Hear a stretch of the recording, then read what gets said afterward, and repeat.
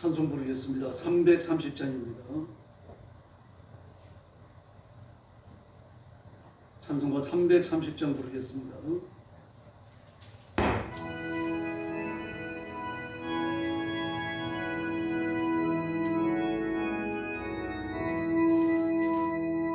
어두운 밤 시대이니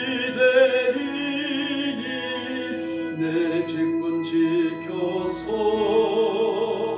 찬이슬 맺힐 때에 일찍 일어나 해 돋는 아침부터 힘써서 일하라. 일할 수 없는 밤이 속히 오리라. 어두운 밤 시대이니 내 직분 지켜서 일할 때 일하면서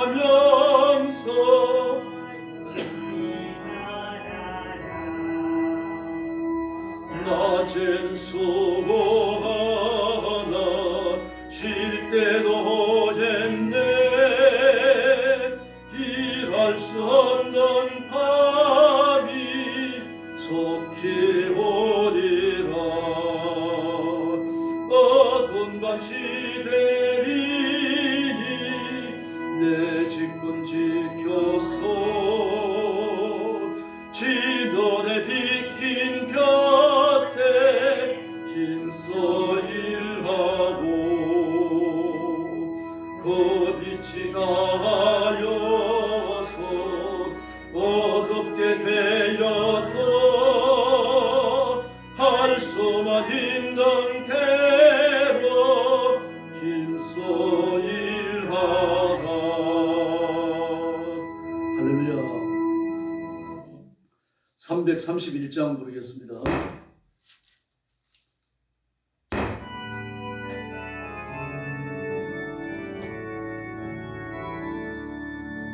영광을 받으신 마녀의 저여 우리가 명령을 따르리다. 베푸신 은혜를 감사히 알고 진실한 마음으로 섬기겠네. 거죄 은혜 주시는 대로 영원히 받들어 섬기겠네. 찬송하겠네. 찬송하겠네. 생명을 주시는 구주로다. 구주를 높이고 잘 공경하여 온유한 마음으로 섬기리다. 주 안에서 즐거워하며 충성을 다하여 섬기겠네. 거주의 은혜 주시는 대로 영원히 받들어 섬기겠네. 찬송하겠네. 찬송하겠네. 생명을 주시는 구주로다. 예수를 믿고서 널 사랑하며 참 기쁜 마음으로 섬기리다. 온 마음을 돌리고 널 순종하여 구주를 영원히 섬기겠네.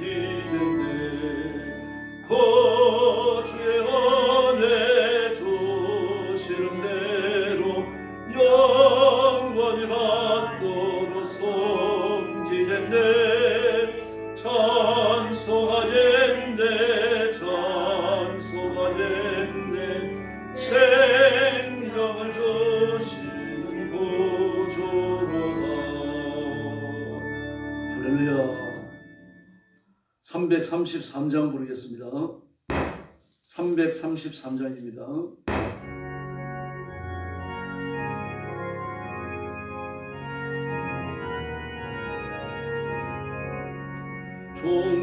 종성하라 적도록 정성하라 주님께 슬픔이나 괴로움 주의 사랑 못도록 종성하라 적도록 정성하라 끝까지 종성하라 적도록 정성하라 주님께 찬란하다 저멸류가 들려온다 주의 음성 종성하라 적도록 정성하라 끝까지 종성하라 적도록 정성하라 주님께 항상 내가 힘쓰오니 주님 나를 도우소서 종성하라 적도록 정성하라 끝까지 아멘. 신앙 고백하겠습니다. 나는 전능하신 아버지 하나님 천지의 창조주를 믿습니다. 나는 그의 유일하신 아들 우리 주 예수 그리스도를 믿습니다. 그는 성령으로 잉태되어 동정녀 마리아에게서 나시고 본디오 빌라도에게 고난을 받아 십자가에 못 박혀 죽으시고 장사된 지 사흘 만에 죽은 자 가운데서 다시 살아나셨으며 하늘에 오르시어 전능하신 아버지 하나님 우편에 앉아 계시다가 거기로부터 살아있는 자와 죽은 자를 심판하러 오십니다. 나는 성령을 믿으며 거룩한 공교회와 성도의 교제와 죄를 용서받는 것과 몸의 부활과 영생을 믿습니다. 아멘. 전능하신 아버지 하나님 감사합니다. 저희를 죽음과 저주와 지옥의 형벌에서 구원해 주시고 하나님의 자녀가 되어 영생의 복을 누리도록 복 주셨으니 감사합니다. 오늘 아침도 저희가 함께 모여 구원의 하나님 앞에 찬양과 경배를 바치며 영광을 돌립니다. 우리의 예배를 기뻐 받으시고 두 손 높이 드시고 복 내려 주시옵소서. 믿음으로 살게 하시며 죄와 사단의 권세를 깨뜨려 승리하게 하시고 하나님의 영광스러움을 온 천하에 드러내는 종들이 되게 하여 주시옵소서. 오늘도 전쟁터와 재난의 현장과 온 세계에 흩어져 복음 전하는 선교사님들 신실한 주의 종들과 성도들을 기억하시고 그 가정과 가족을 보호하여 주시기를 바랍니다. 선교에 필요한 인재들을 보내주시고 물질을 허락하시고 하나님께서 환경을 변화시켜 주시옵소서. 자비로우신 아버지, 오늘 아침도 저희들이 말씀을 나누며 하나님의 은혜를 사모하여 기다립니다. 주께서 저희들 가운데 뜨겁게 역사해 주시옵소서. 예수님의 이름으로 간절히 기도 올리옵나이다. 아멘. 하나님 말씀 봉독하겠습니다. 호세아 1장입니다. 1절 말씀부터 제가 먼저 봉독합니다. 우시아와 요담과 아하스와 히스기야가 이어 유다 왕이 된 시대 곧 요아스의 아들 여로보암이 이스라엘 왕이 된 시대에 부엘의 아들 호세아에게 임한 여호와의 말씀이라. 여호와께서 처음 호세아에게 말씀하실 때 여호와께서 호세아에게 이르시되 너는 가서 음란한 여자를 맞이하여 음란한 자식들을 낳아라. 이 나라가 여호와를 떠나 크게 음란함이니라 하시니. 이에 그가 다시 디블라임의 딸 구멜을 맞아야 했더니 구멜이 임신하여 아들을 낳음에 여호와께서 호세아에게 이르시되 그의 이름은 이스라엘이라 하라. 죽은 후에 내가 이스라엘의 피를 여호와의 집에 갚으며 이스라엘 족속의 나라를 폐할 것임이니라. 그날에 내가 이스라엘 골짜기에서 이스라엘의 팔을 꺾으리라 하시니라. 구멜이 또 임신하여 딸을 낳음에 여호와께서 호세아에게 이르시되 그의 이름은 로르하마라 하라. 내가 다시는 이스라엘 족속을 긍휼히 여겨서 용서하지 않을 것임이니라. 그러나 내가 유다 족속을 긍휼히 여겨 그들의 하나님 여호와로 구원하겠고 활과 칼이나 전쟁이나 말과 마병으로 구원하지 아니하리라 하십니다. 고멜이 노루하마를 젖된 후에 또 임신하여 아들을 낳음에 여호와께서 이르시되 그의 이름은 노함이라 하라. 너희는 내 백성이 아니요 나는 너희 하나님이 되지 아니할 것임이니라. 그러나 이스라엘 자손의 수가 바닷가의 모래같이 되어서 헤아릴 수 없고 셀 수도 없을 것이며 전에 그들에게 이르기를 너희는 내 백성이 아니라 한 그 곳에서 그들에게 이르기를 너희는 살아계신 하나님의 아들이라 할 것이라. 11절 같이 봅니다. 이에 유다 자손과 이스라엘 자손이 함께 모여 한 우두머리를 세우고 그 땅에서부터 올라오니 이스라엘의 낙이 클 것입니다. 아멘. 예, 호세의 가족에 대해서 이야기합니다. 호세아는 주전 790년에서 710년까지 80여 년간 살다가 하나님 나라에 간 선지자입니다. 그는 북왕국 이스라엘을 상대로 예언을 했고 끊임없이 멸망과 파멸에 관한 경고를 해왔습니다. 그럼에도 불구하고 이스라엘이 회복을 외치고 있죠. 1장에서부터 꾸준히 이 말씀 반복됩니다. 그런데 사실 이스라엘은 회복되지 못했죠. 아수르에 망한 다음에 그리고 나라 자체가 없어져 버립니다. 남왕국 유다, 베냐민 지파와 유다 지파만 남아있게 되는 거죠. 그런데 호세아는 북왕국 이스라엘의 회복을 말해요. 오늘 본문도 10절 이하에서 이야기하고 있죠. 이것은 바로 예수님 안에서 이루어질 이방인들이 주님 앞으로 돌아오는 그 구원의 큰 역사를 내다본 겁니다. 지금 북왕국 이스라엘은요, 그 여로보암 2세거든요. 초대 임금이 여로보암이었죠. 근데 여로보암 2세, 또 두 번째 여로보암 2세 왕이 또 왕이 되어졌어요. 북왕국은 요담과 아하스와 히스기야가 이어가고 유다 왕이 된 때, 그러니까 상당히 역사가 진행된 때예요. 왕이 적어도 너댓 번 바뀌었죠. 북왕국도 마찬가지입니다. 여러 번 바뀌었어요. 그리고 여로보암이라는 이름을 가진 초대 왕의 이름과 명칭이 똑같은 왕이 또 올라왔습니다. 그런데 그때에 북왕국 이스라엘은 경제적으로 굉장히 부강해집니다. 나라가 강해지고 국방력이 강해지고 군사들의 숫자가 많아지고 이러면서 한껏 교만해집니다. 사실 북왕국 이스라엘은 사마리아와 단에 금송아지를 세워놓고 그 금송아지를 섬겨왔잖아요. 더구나 하나님에 대한 살아있는 믿음을 가진 사람들은 성전 제사를 드리기 위해서 자꾸 예루살렘으로 왕래하고 예루살렘으로 이사를 합니다. 그걸 경계하기 위해 가지고 방벽까지 세웠어요. 물론 국경선 전체에다 세운 건 아닙니다. 중요한 길목마다 초소를 세우고 방벽을 세우고 그리고 왕대를 세워가지고 못 내려가도록 막았어요. 그리고 염소 몇 마리만 가져가면은 제사장을 세워줬어요.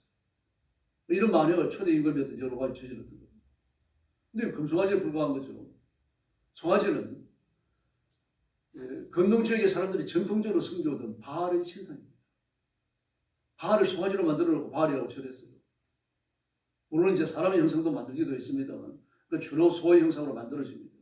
다성과 풍요를 성장하기 위해서요. 소가 있어야 농사를 짓잖아요. 소는 풀이 많아야 또 자랄 수가 있죠. 소는 풍요의 상징이었어요. 그걸 만들어 놓고 여호와 하나님이라고 불렀습니다. 그런데도 경제적으로 부강해져요. 여로보암 2세 때는요. 그리고 하나님 앞에 제사하기 위해서 예루살렘으로 내려가는 길까지 단속을 하고 검열을 하고 그러니까요. 북왕국 이스라엘 백성들의 신앙은 더 도태하고 피폐해질 수밖에 없었던 거죠. 그래서 하나님께서 북왕국 이스라엘을 경계하기 위하여 호세아 선지자를 세우시고 그리고 그에게 힘의 메시지를 전하게 하십니다. 그게 결혼입니다. 선지자입니다. 말씀을 전하는 사람. 엎드려 기도하고 하나님과 영적으로 교통해야 되는 사람. 하나님의 말씀을 받아가지고 외쳐야 되는 사람이에요. 경건해야 되잖아요. 그런데 바람기 많은 여자를 아내로 삼으라고 하시는 겁니다. 그리고 바람기 많은 자식들을 낳아. 기가 막히잖아요. 선지자에게 참 이해하기 어려운 이런 회개할 사명이 주어졌어요. 그 선지자는 사명을 감당을 합니다. 하나님의 명령이기 때문에요. 그래서 오늘 본문에 보니까요. 그가 가서 디블라임에 딸 고멜을 맞이하여 그렇게 말합니다. 2절 하반절이었어요. 아마 이 집안이 좀 온다는 집안이었나 봐요. 그 여자를 맞이했습니다.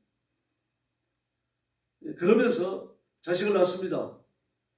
자식을 낳는데 이름이 뭡니까? 이스라엘이다. 또 6절에 두 번째를 낳는데 로로하마다. 세 번째 또 아이를 낳았는데 압니다. 로합니다. 이스라엘이다. 예. 하나님이 심판하신다는 얘기입니다. 여호와가 일어나서 이스라엘 왕들을 심판해버리시고 왕족을 멸해버리겠다고 하시는 것을 보여주시는 말씀입니다. 물론 예후라는 이름은 안 나옵니다. 그러나 이 말씀을 성취하는 사람은 예후죠. 다음에 이제 로로하마라고 그랬습니다.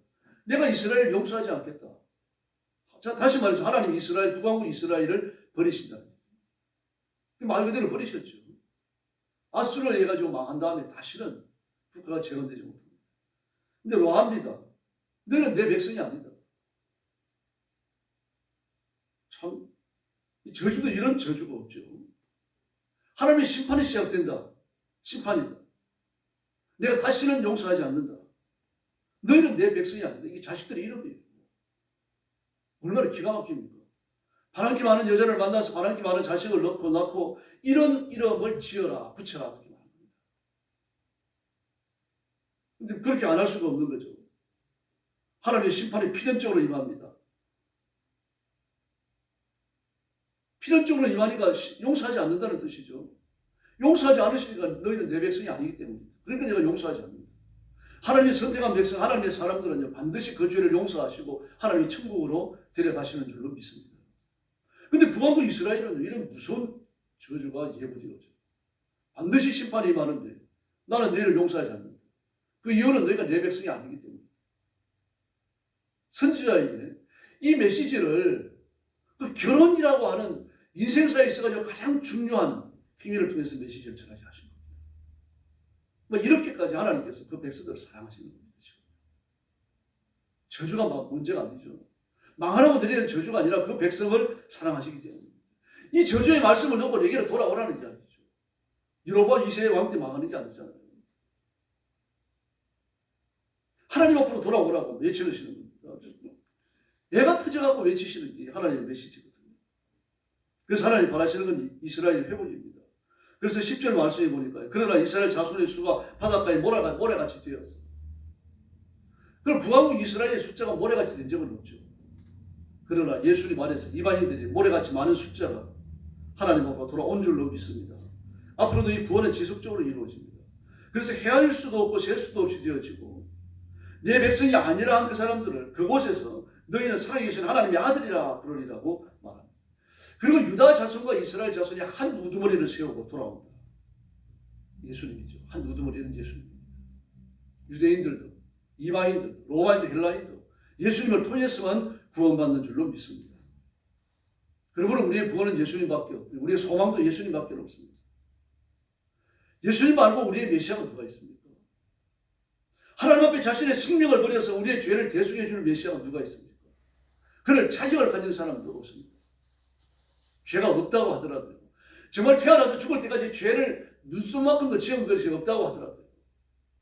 그는 자신의 생명만 구할 수 있을 겁니다. 혹시 그가 남의 생명을 구한다면, 죄인의 생명을 구한다면 한 사람의 생명을 구할 수 있겠죠. 그럴 사람도 세상에는 존재하지 않습니다.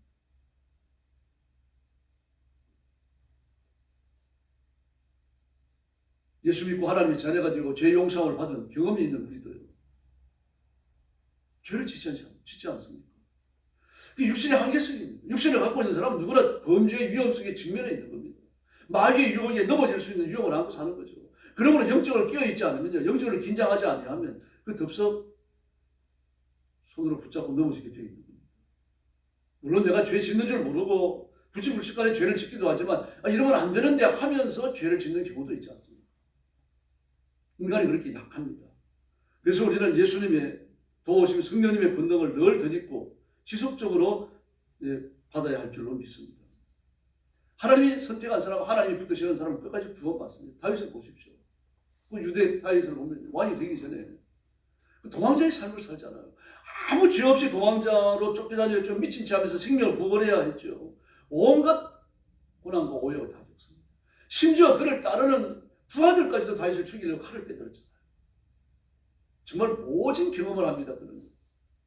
그러나 하나님은 사울 왕을 패하시고 다윗 왕을 세우십니다. 사울은 원수 같은 아말렉을 칼날에 죽게 만드시고요. 그리고 다윗은 들어서 왕으로 만드셨습니다. 평생 구걸하며 쫓기는 다윗과 같이 우리가 위기를 겪을 수 있는 겁니다. 인생에 뒷걸음질 칠 수 있어요. 낙심하지 마시기 바랍니다. 우리의 구원자 예수님은 영원하시고 우리의 아버지 하나님께서는 지금도 살아계시기 때문입니다. 그래서 불꽃 같은 눈치로 제가 여러분을 감찰하십니다. 전심으로 하나님을 찾고 있는 가 보시는 겁니다. 그래서 하나님이 높이실 때가 반드시 올 줄로 믿습니다. 그래서 인내하면서 믿음으로 기도하시기를 바랍니다. 다윗의 하나님, 아브라함의 하나님 지금도 살아계시기 때문입니다. 기도하면 하나님이 살아계셔서 역사하실 수밖에 없습니다.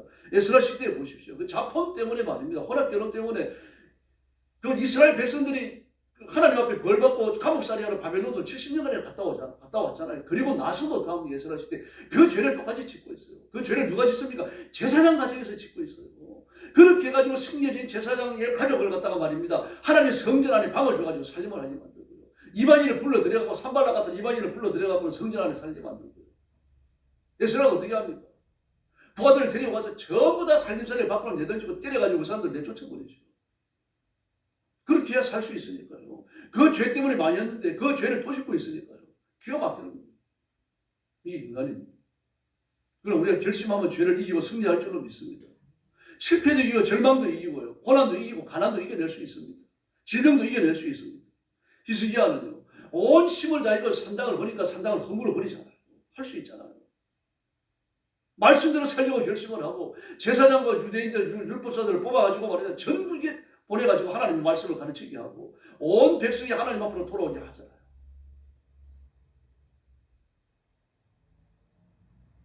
이렇게 하나님의 도우심을 입으면요. 개인의 문제가 해결되고 나라의 문제도 해결될 줄로 믿습니다.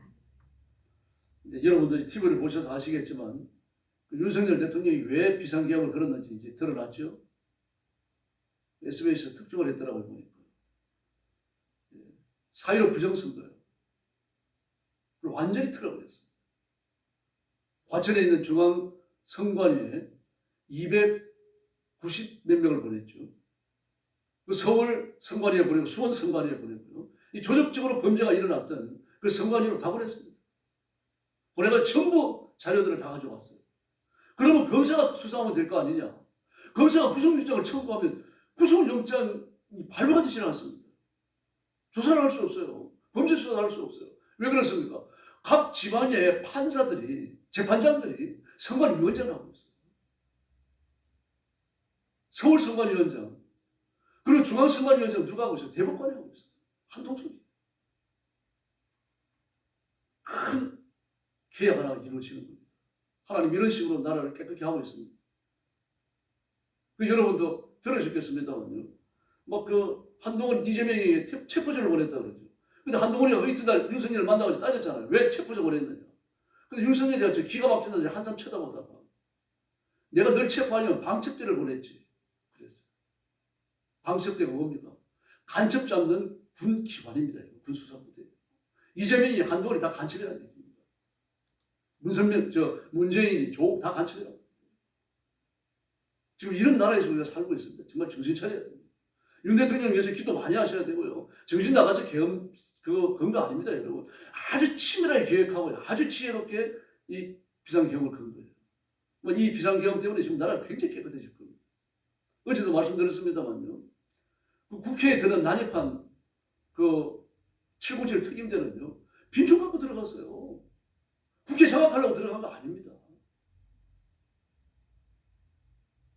그리고 계엄 발령한 지 1시간이 지나서 들어갔어요. 국회를 장악하려고 하면 계엄 발령하자마자 바로 들어가겠죠. 근데 중앙선관위는 계엄 발령하고 2분 만에 들어갔습니다. 다 밝혀지고 있습니다. 이제. 정말 이 윤석열 대통령을 위해서 기도 많이 해주십시오. 하나님이 윤 대통령을 통해서 우리나라를 깨끗게 하고 계십니다. 이제 이러면서 나라가 좀 의로운 통치로 잡혀가게 될 겁니다. 공산주의 흔적들, 그 김정은의 흔적들, 주체사들 흔적들 싹 청소돼야 됩니다. 저는 새벽마다 기도합니다. 여러분도 그래야 됩니다. 우리나라의 정의가 강물처럼 흐르지 아니하고는 깨끗한 나라가 되지 않으면 하나님 복을 못 받습니다. 한국교회도 정신 차려야 되고요. 정말 뜨겁게 기도해야 할 때가 지금입니다. 오늘 새벽도 나라와 민족을 위해서 기도해 주시고 특별히 윤 대통령 그 믿음이 활화산처럼 불타오르도록 그렇게 기도해 주시기를 바랍니다. 하나님이 바로 한국교회와 또 우리 영광교회 성도들을 이 시대를 깨우는 일꾼으로 써주실 줄로 믿습니다. 기도하겠습니다. 자비로우신 아버지 하나님 감사합니다. 우리가 정신 차려서 말씀대로 바로 살고 그리고 불신자가 죄 짓는 것까지 가슴 아파하면서 하나님 앞에 엎드린 저희들 되게 하여 주옵시기를 간절히 원합니다. 이번에도 윤 대통령을 통해서 이민족을 깨끗게 하시는 하나님의 손길을 봅니다. 그러므로 자비하신 하나님, 우리 영광교회와 한국교회가 깨어서 민족을 위해서 부르짖고 그리고 민족을 깨끗게 하시는 하나님의 큰 역사를 바라보면서 가슴에 소망을 품고 부르짖게 하여 주옵시기를 간절히 원합니다. 윤 대통령과 김건희 여사, 그에게 부어진 복음의 씨앗이 활화산처럼 타오르게 하여 주시기를 바랍니다. 우상 숭배의 모든 흔적들을 지워버리고 하나님 앞에 엎드리게 하여 주옵시기를 원합니다. 또 이들은 하나님의 사용해 주시고 그리고 이 민족의 미래를 열어나가는 그런 초석을 놓는 대통령으로 써주시기를 원합니다. 오늘 새벽도 기도하러 왔사오니 저와 사랑하는 성도들, 잠자리에 드는 성도들까지 다 일깨워 주시고 부르짖고 돌아가게 하여 주시옵소서.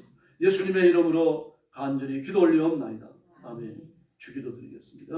하늘에 계신 우리 아버지, 아버지의 이름을 거룩하게 하시며 아버지의 나라가 오게 하시며 아버지의 뜻이 하늘에서와 같이 땅에서도 이루어지게 하소서. 오늘 우리에게 일용할 양식을 주시고 우리가 우리에게 잘못한 사람을 용서하여 준 것 같이 우리 죄를 용서하여 주시고 우리를 시험에 빠지지 않게 하시고 악에서 구하소서. 나라와 권능과 영광이 영원히 아버지의 것입니다. 아멘. 합심 기도하겠습니다. 자비하신 아버지 감사합니다. 오늘 아침도 저희들을 주 앞으로 인도해 주시고 엎드려 기도하며 경배하며 하나님 앞에 엎드리도록 복 주시니 감사합니다. 이 시간 주의 성령